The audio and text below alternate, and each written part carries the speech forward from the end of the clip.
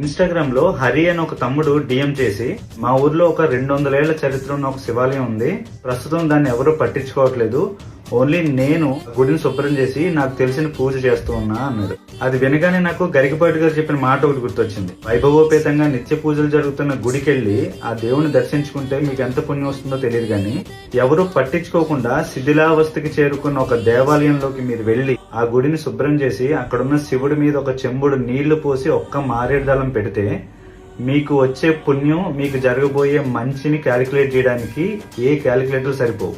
ఒక శివాలయం అలా శిథిలావస్థకు చేరుకుని అలా ఎవరూ పట్టించుకోకుండా ఉండిపోయింది అని వినగానే చాలా బాధేసింది. ఈ శివాలయం అనంతపూర్ డిస్ట్రిక్ట్ లో ఎల్లనూరు మండలంలో కల్లూరు గ్రామంలో బోదగుట్ట అని ఒక కొండ మీద ఉంది. ఆ ఊరు దగ్గరలో లేదా అనంతపురం జిల్లాలో వాళ్ళు ఎవరైనా ఈ రీల్ చూస్తుంటే ఖచ్చితంగా ఆ టెంపుల్ ని విజిట్ చేయండి.